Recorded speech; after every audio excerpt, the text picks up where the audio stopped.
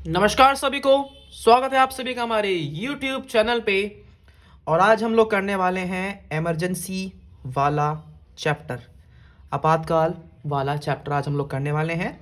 इस चैप्टर को किड्स यानी कि आपकी किताबों में जो चैप्टर का नाम दिया गया है पहले वाला, ठीक है ना, जो इसका नाम था पहले, उसको बोला गया है the crisis of democratic order. Kids आज भी इस चीज़ को यही बोलते हैं, the crisis of democratic order. But ये चैप्टर का नाम अब हो चुका है चेंज, और लेजेंड्स इसको बोलते हैं डेमोक्रेटिक रिसर्जेंस। लेकिन अल्ट्रा लेजेंड्स जो होते हैं वो आज भी इसको बोलते हैं इमरजेंसी वाला चैप्टर। ठीक है बच्चों, तो ये हम करने वाले हैं डेमोक्रेटिक रिसर्जेंस का। इसका मीनिंग क्या है? देखो, इसका मीनिंग है लोकतांत्रिक। एक तरीके से इसका मतलब क्या होता है? लोकतांत्रिक यानी कि डेमोक्रेसी का पुनरुत्थान, यानी कि दोबारा से रिवाइव होना। जो इमरजेंसी लगने के बाद जो 18 महीनों के लिए हमारी डेमोक्रेसी एक तरीके से लॉक हो गई थी, ख़त्म हो गई थी, बंद हो गई थी, उसका पुनरुत्थान, उसका वो दोबारा से राइस की इस तरीके से हुई। यहाँ पे आपको वो सब पढ़ना है। चैप्टर इंटरेस्टिंग है। और आपकी किताब में, आपके एनसीईआरटी में जो चैप्टर का नाम है वो है the crisis of democratic order. तो ये आपको नाम अब हट हो चुका है चेंज, नया नाम है डेमोक्रेटिक रिसर्जेंस। और इस नए नाम के साथ कुछ टॉपिक्स भी जुड़े हैं आपके इस चैप्टर में। उन टॉपिक्स के नाम बताऊं अगर मैं आपको, तो नाम है आपके JP Narayan and total revolution, ये टॉपिक आपको पढ़ना है। राम मनोहर लोहिया एंड सोशलिज्म, ये पढ़ना है। Pandit Deendayal Upadhyay and integral humanism, ये पढ़ना है ना आपको। पढ़ना है डेमोक्रेटिक अपसर्जिस। तो ये 4 टॉपिक्स हैं जो बच्चों आपको पढ़ने हैं। हमारी आज की वीडियो में, जो आज हम वीडियो पढ़ने वाले हैं, इस वीडियो की डिस्क्रिप्शन बॉक्स में आपको जेपी नारायण और टोटल रिवॉल्यूशन का टॉपिक का जो है ना वीडियो का लिंक, वो आपको मिल जाएगा। साथ ही साथ हम इस चैप्टर को शुरू करने से पहले ज़रा एक बेसिक कंसेप्ट पढ़ेंगे। थोड़ा चैप्टर को मैं थोड़ा बेटा अलग तरीके से कराऊंगा मैं आपको ज़रा। तो सबसे पहला टॉपिक जो है बेटा आपको, वो क्या है? वो ये है कि 25 जून 1975 की बात है। 25 जून 1975 की बात है।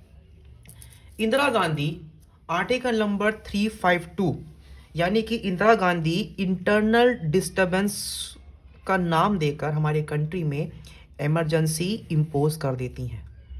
ठीक है, Indira Gandhi impose emergency on 25 जून 1975। ठीक है, article number 352, article number 352, internal disturbance, आंतरिक गड़बड़ी होने की आशंका है देश में, ऐसा बोलती है हमारी देश के पीएम। ठीक है, और वो आपातकाल लगा देती हैं। अब सवाल आता है, what is the meaning of emergency?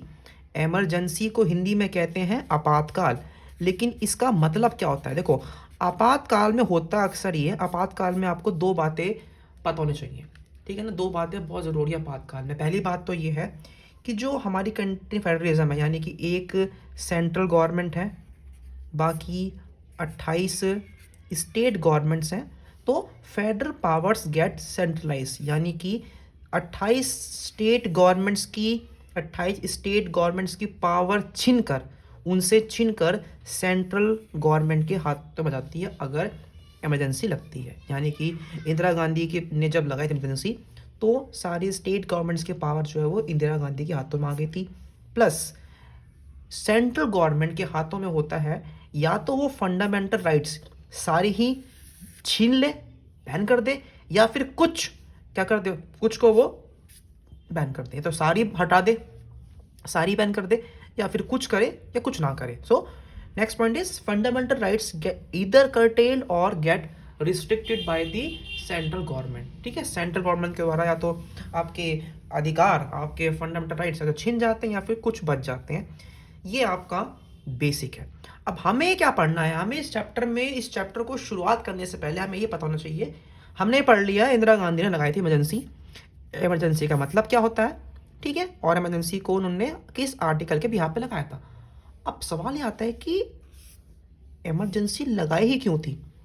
What are the reasons for the imposition of emergency?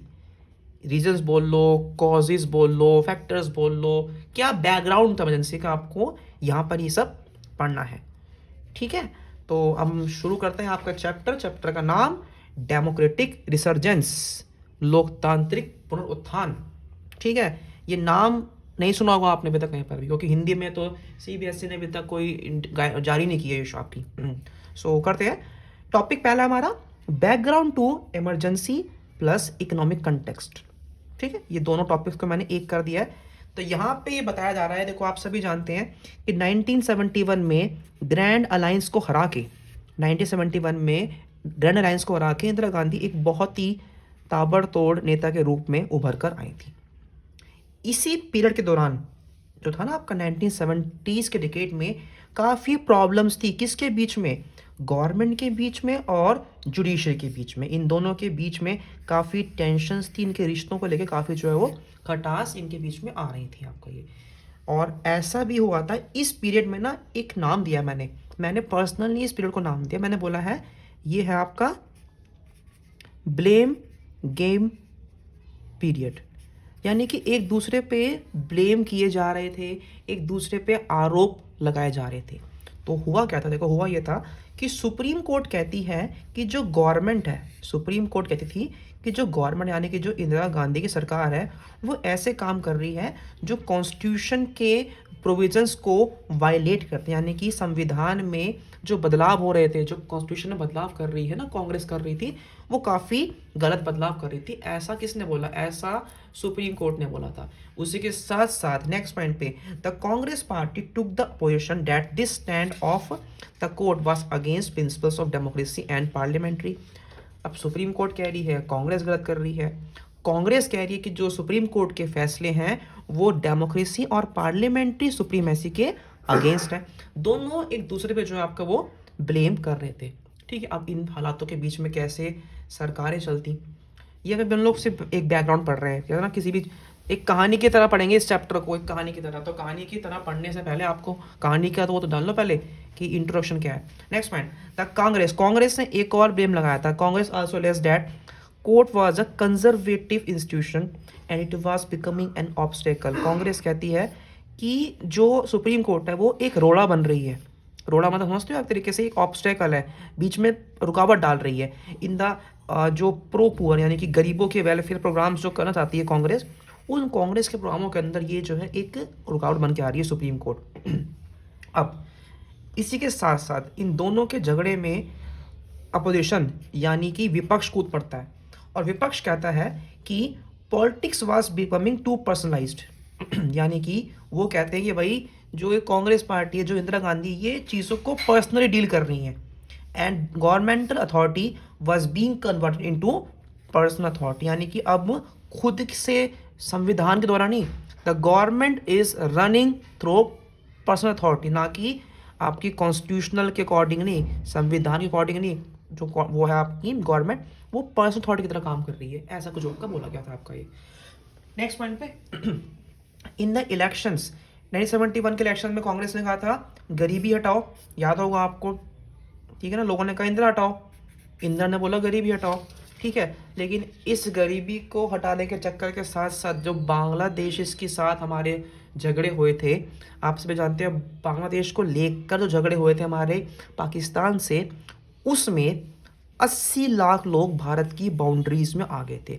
Border cross करके भारत में जो 80 लाख लोग आ गए थे, उससे भारत पे काफ़ी ज़्यादा नुकसान, भारत के ऊपर प्रेशर आपका हो गया था।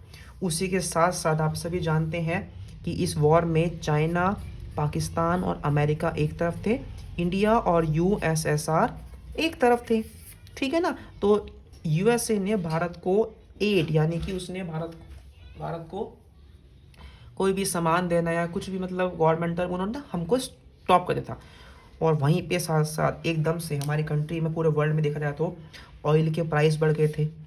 ठीक है, जब देखो पता है आपको, जब दाम बढ़ते हैं तेल के तो उसके साथ दाम बढ़ते हैं आपकी और भी चीज़ों के।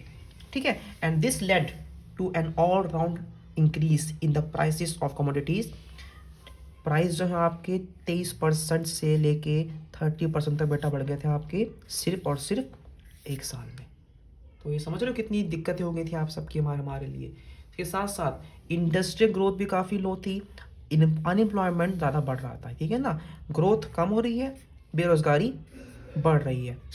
नेक्स्ट पॉइंट पे खास करके अगर हम बात करते हैं गांवों के क्षेत्र में आपका, in order to reduce expenditure the government froze the salaries of the employ. अब सरकार ने एम्प्लॉयर्स की अपनी सैलरी भी रोक ली।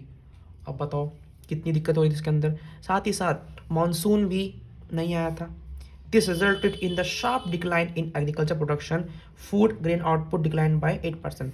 ठीक है ना, हमारे देश की जो खाद्य की उद्योग है वो भी आपका 8% आपका गिर गया था, बिल्कुल डाउन हो चुका था।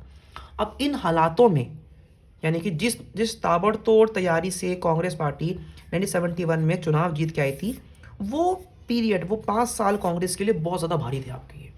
ठीक है बच्चों, तो ये हम लोगों ने अभी तक एक बार एक वो कर लिया, एक तरीके से बोल सकते हो आप लोग इसको, हम लोगों ने एक डेमो कर लिया है, एक बैकग्राउंड हम लोगों ने पढ़ लिया है। अब सबसे ये भी कारण है इमरजेंसी को इम्पोज करने के, ये भी कारण थे क्योंकि गवर्नमेंट ये सब झेल नहीं पा रही थी और पब्लिक खिलाफ हो रही थी बिल्कुल गवर्नमेंट की। हम लोग अब आते हैं अपने नेक्स्ट 2 पॉइंट्स पे। इमरजेंसी लगाने में देखो, ये जो महंगाई बढ़ रही थी ना, महंगाई के अंदर 2 पॉइंट्स बहुत मेन है। 2 मोमेंट्स ने बहुत तगड़ा रोल प्ले किया था। एक था आपका बिहार मोमेंट और एक था आपका गुजरात मोमेंट। ठीक है, अब हम लोग पढ़ेंगे ज़रा गुजरात के बारे में। पढ़ते हैं गुजरात में एक्चुअल में हुआ क्या था। ये जो मोमेंट थे, दोनों ही मोमेंट स्टूडेंट्स ने अरेंज किए थे, पहली बात। और दोनों ही मोमेंट में जो आपके प्राइस राइज था वो इनका मुद्दा था, प्राइस राइज प्लस करप्शन। ठीक है ना, भ्रष्टाचार और चीज़ों के दाम बढ़ना, दोनों का ही आपका मुद्दा था आपका ये। सो ये जनवरी 1974, दोनों मोमेंट्स भी आपकी 1974 में हुए थे। जनवरी में होता है आपका गुजरात मोमेंट। यहाँ के स्टूडेंट्स जो हैं वो करते हैं मोमेंट, खिलाफ किसके खिलाफ करते हैं? Rising price of food grains, cooking oil and other essential commodities and against corruption. मैं मार्क कर रहा हूँ, इन चीज़ों के खिलाफ जो है वो अपना मूवमेंट छेड़ देते हैं। And next point, the student protest was joined by major opposition parties and become wide spread leading to the imposition of president rule in the state. ठीक है भाई, गुजरात में प्रेसिडेंट रूल लगाना पड़ता है और सारी पार्टीज जो है, सारी जो आपकी विपक्ष होती हैं, विपक्ष ज्वाइन कर लेता है। किसको? विपक्ष ज्वाइन कर लेता है आपके इसको, किसको?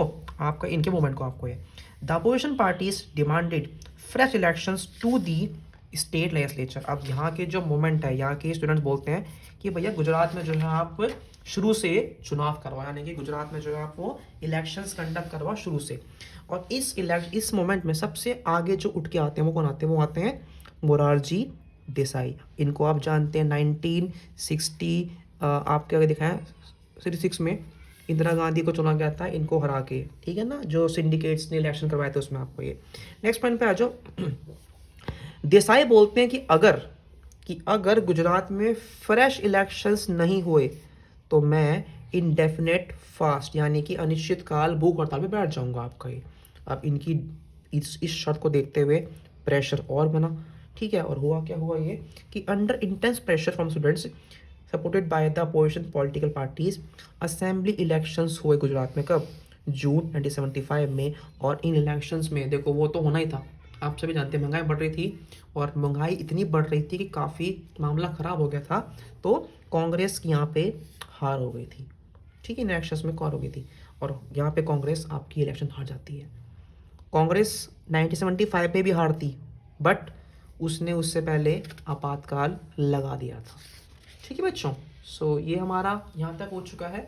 नेक्स्ट हमारा टॉपिक जो आता है वो क्या आता है आपका? बिहार मोमेंट।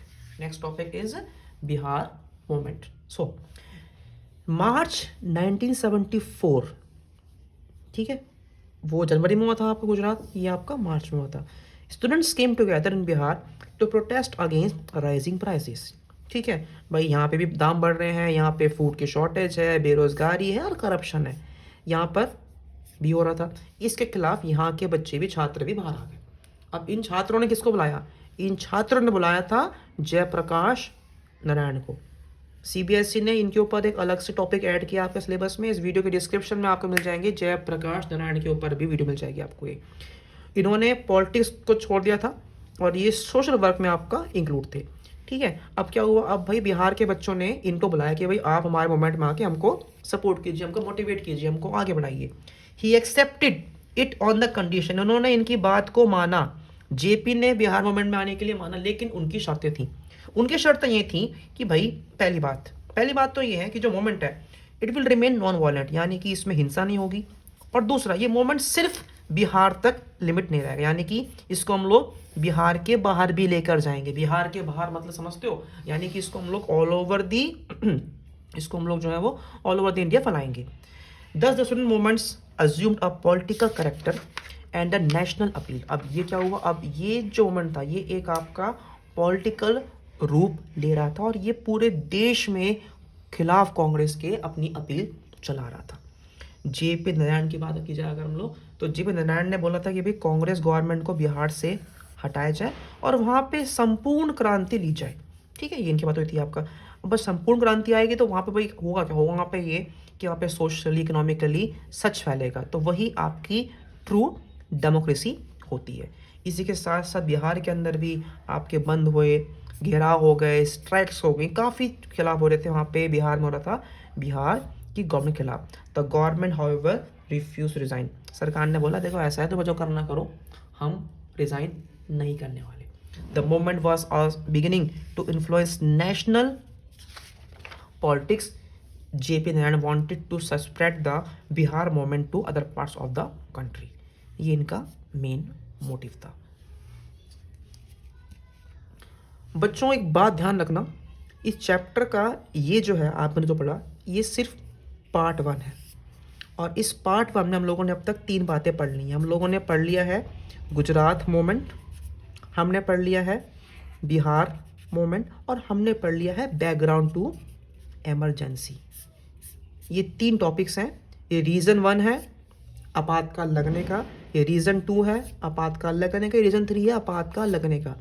इमरजेंसी लगने की रीज़न नंबर 4 और रीज़न नंबर 5 हम लोग पढ़ेंगे हमारी नेक्स्ट वीडियो में। ठीक है, तो पहली वीडियो हमारा पार्ट 1 है। पार्ट नंबर 2 जो है वहाँ पे पढ़ना है आपको जयप्रकाश नारायण के बारे में। इस वीडियो का लिंक आपको मिलेगा हमारी इस वीडियो की डिस्क्रिप्शन में। और जो थर्ड वीडियो है हम तो जो करेंगे आप, वो कौन सी होगी, वो होगी हमारी अदर फैक्टर्स जो रिस्पॉन्स, यानी कि आपको पढ़ना है पार्लियामेंट वर्सेस सुप्रीम कोर्ट। ठीक है, एंड हम लोग आगे चैप्टर को डिस्कस करेंगे। यहाँ तक के लिए इतना ही, इतना पढ़िए इसको आप।